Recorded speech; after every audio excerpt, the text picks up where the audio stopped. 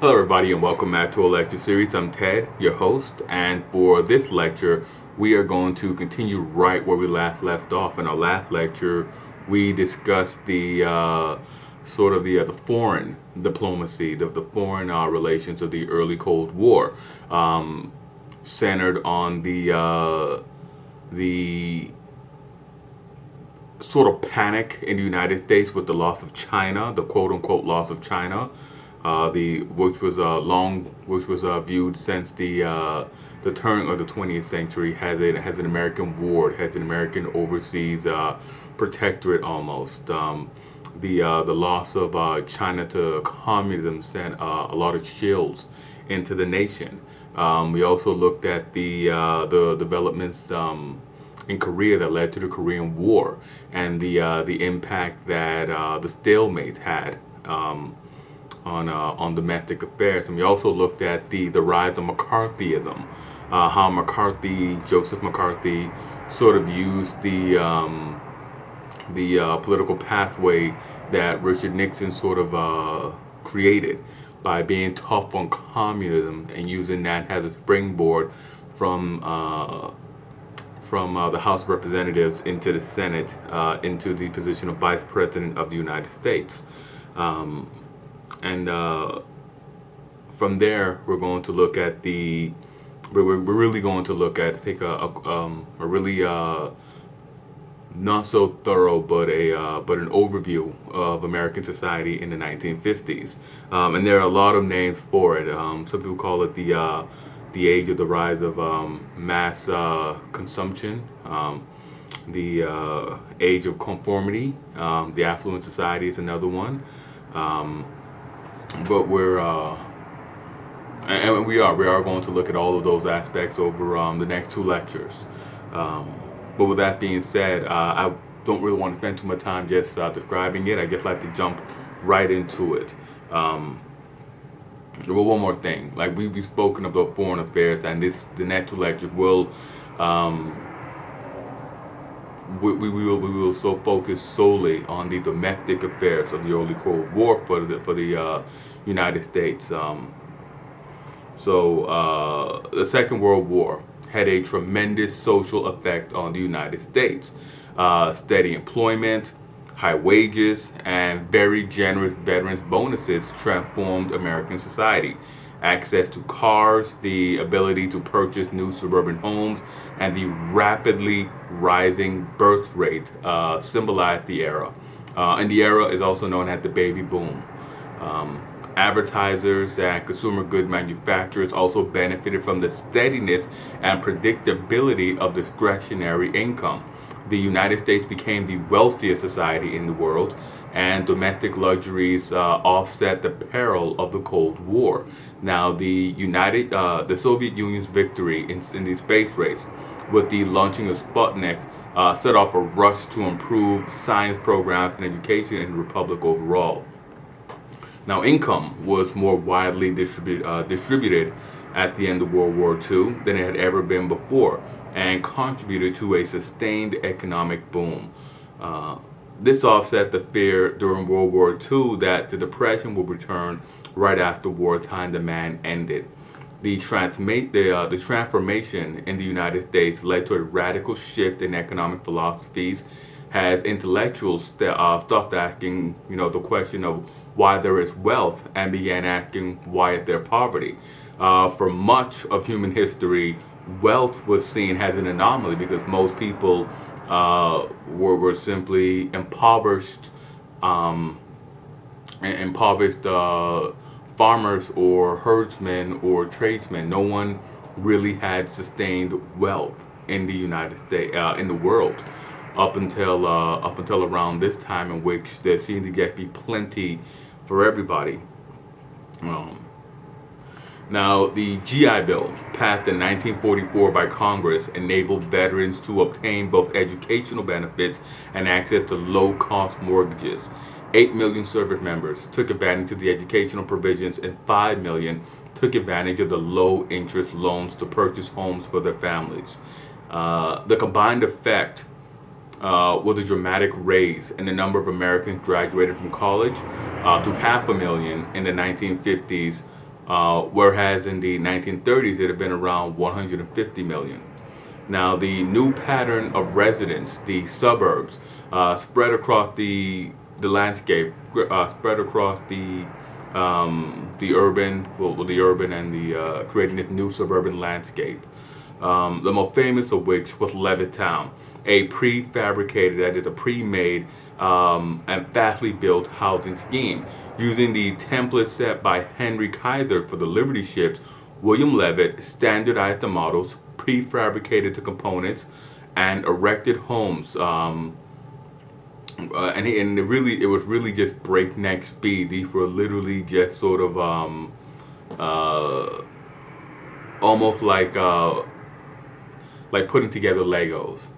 It was literally, the components were literally, I would compare it literally to just putting together Legos and telling people, there you go, handing them the keys. Very quickly built. When Levittown was built, it opened 17,500 houses. Put those houses onto the market. It was an instant city in 1947. And it had a population of 70,000 people. And when I say the town sprung up and it was a complete instant city, there were schools, shopping centers, recreational sporting complexes like baseball diamonds, baseball fields. There was a railroad station, there were factory sites, churches, newspapers that brought in doctors, there were swimming pools, and of course a town hall, and all on about 8 square miles. So a great achievement with only one complaint. And then the complaint was that the houses were too similar. The first generation of suburbanites overcame the dullness of their prefabricated homes by adding a bit of individuality to their homes. They installed swimming pools in their backyards. They installed barbecue pits, sheds, mailboxes, front porch lights, indoor carpeting, drapes, ponds, and concrete lions and cherubs of the sort. Now, the areas that expanded the greatest during this time were Sun Belt cities. Cities such as Los Angeles, Dallas, Houston, San Diego, Atlanta, Miami, Phoenix. These cities were redeveloped, and they were redeveloped with the automobile in mind. And they differed from the older industrial cities such as Chicago and Cincinnati, Philadelphia, New York, and so forth. They differed because the older cities had these sort of concentrated downtown areas. They had been developed with the assumption that the inhabitants would use their automobiles, they would use the cars to get to and from work. They would commute to work from suburban areas. They would also have they would also have in these sort of residential areas air conditioning, and air conditioning played a great role in the growth of these Sunbelt cities. Places like Phoenix and Atlanta, Miami, and so forth, they had just been too hot to settle. These were areas that had populations, but they didn't really attract a lot of people because the heat was sort of unbearable. The air conditioning made these places really livable. For the first time, these cities were able to attract large, and I do mean large numbers of people, simply because air conditioning made it tolerable. It gave people a refuge from the stifling heat.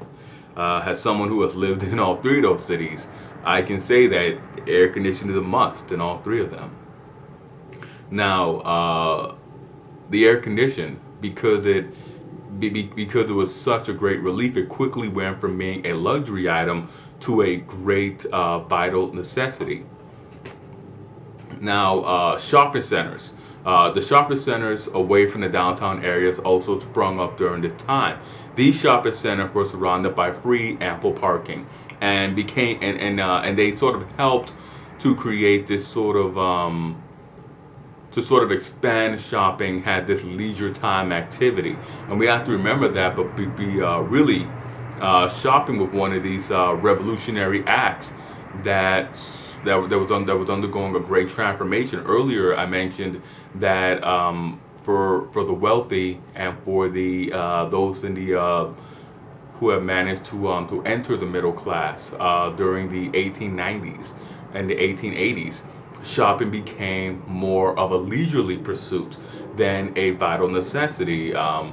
Items such as the bicycle sort of helped spur this. You would buy your bike and it would be a leisurely pursuit. It would be a leisurely activity to simply ride your bike. So too was the automobile. The automobile purchase moved from being a luxury to a leisurely a leisurely purchase. So too were the candy bars and the teddy bears. They weren't vital necessities. They were simply leisurely. Now, shopping, particularly in these suburban shopping centers, they became leisurely activities for just about every American. You would simply go shopping on your time off because of discretionary income and the time. The time that you would have free, you would choose to spend it simply window shopping or actually just purchasing items. And the baby boom children born between the 50s and the 1950s and the 1960s, they enjoyed more luxury than any generations, any American generation before. The population rose from 145 million at the end of World War II to 200 million in 1967, a great leap by any standard. And the baby boom had happened because the birth rate was so high, but also because infant mortality had the rates of infant mortality had steadily declined. Improvements to medicine cut infant mortality rate and expanded longevity. So you had these the two factors coming into play. You had more people living into old age, but also more people surviving infancy, which again was a great breakthrough in human history. Typically, you had a few people who made it to elderly age, who made it to old age, but not a great many. And you typically didn't have a lot of people survive infancy. You could expect maybe 6 to 7 children to make it out of infancy, and then maybe 5 or 6 of them, in some cases only 4, in some areas I should say only 4, to make it from childhood to adulthood. And again, this was just increases in medical technology, and better health, overall healthcare opportunities for people. So that sort of underscores or boosted the chances of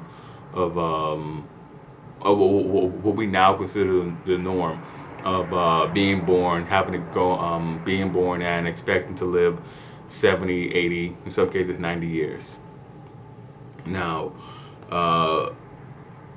around this time, has more and more people made it, more of the population made it from infancy into childhood, early childhood, adolescence, and on to adulthood and old age. More and more of the admin, more and more of the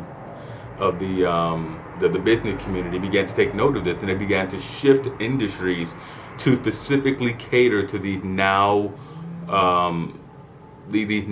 fully understood, fully seen, separate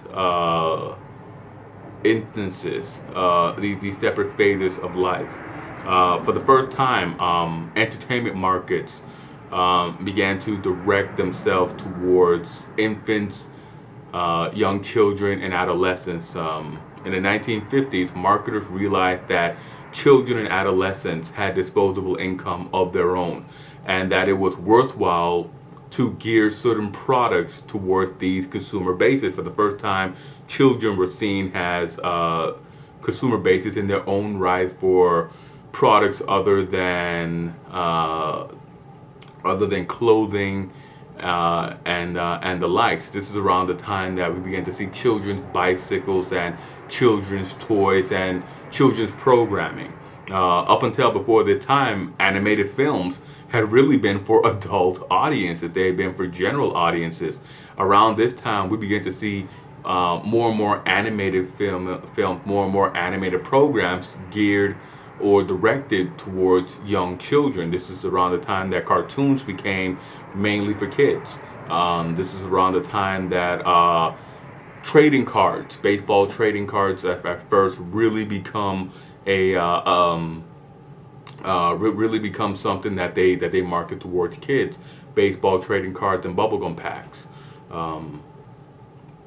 comic books and so forth. This sort of the malt shop culture of the 50s, where everyone would go to the local malt shop and enjoy a milkshake and a hamburger and some French fries, that sort of thing. The best examples of this would be of this sort of directing entertainment and products towards the younger audiences would be Walt Disney's Disneyland, and not Disney World, but Disneyland, founded in Anaheim, California in 1955, which was marketed principally towards children, while also boasting attractions for the adults who accompanied the children to Disneyland. And Disneyland was interesting from an historian perspective because it includes an idealized version of the history of the Republic. When you enter Disneyland, you enter Main Street, an idealized rendition of what the nation had looked like in the 1900s. Now, Disney himself wrote a lot of the descriptions of the early attractions, conjuring up this carefree time, the carefree time, sort of reflecting on the adults' youth or the youth of their parents, and sort of creating this image of for the children of what it was like in the times of their grandparents. It was also a take on the claim that life was better and more pure in the past. And from Main Street, you went to Frontierland, which was this idealized version of the American old pioneers,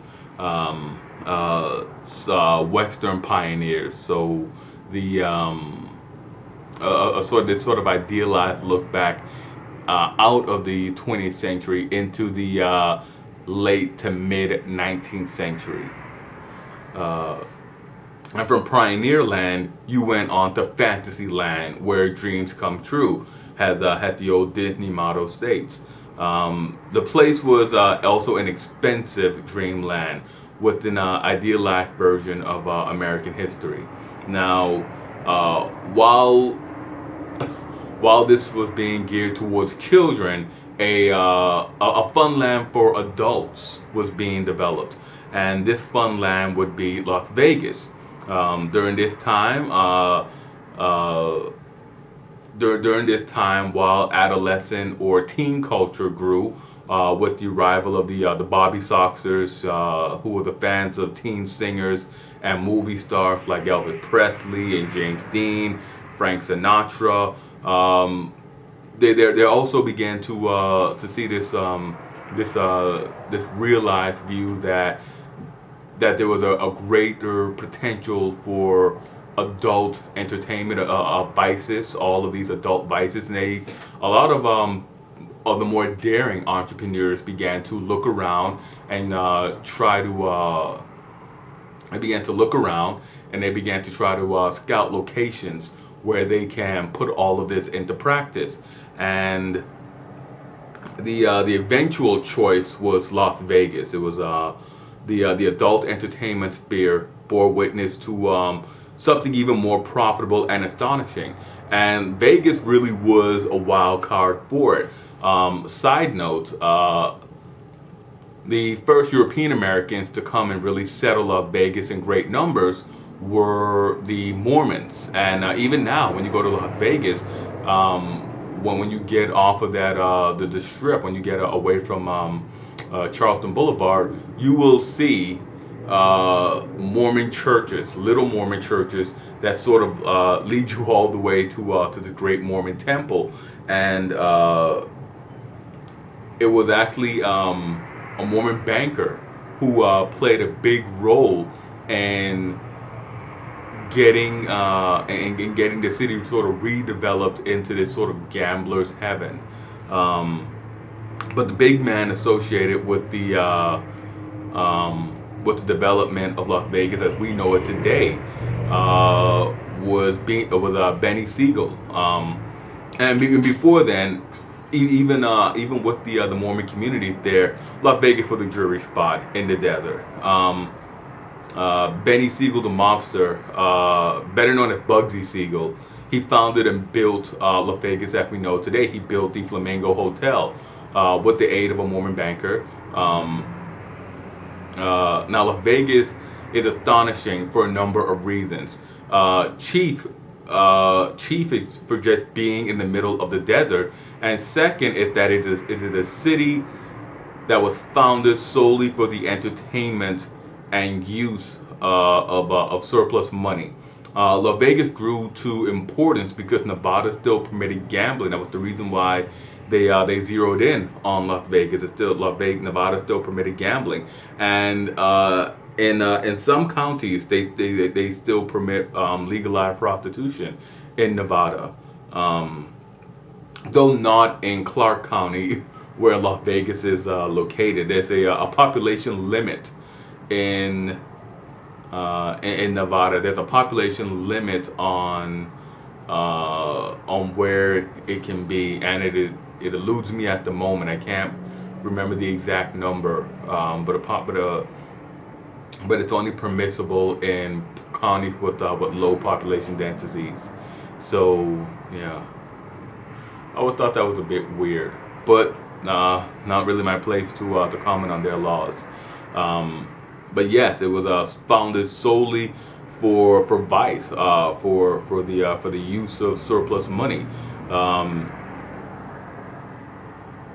It was also closer to the major highways leading to Los Angeles. That was another reason why Las Vegas was chosen. Closer to Los Angeles, which was at the time itself a booming city, growing exponentially. Las Vegas at the time was fastly becoming what it is today, the nation's second city. Even so, Siegel took a major gamble in coming to Las Vegas, where there were no guarantees that the city or experiment would work, let alone thrive.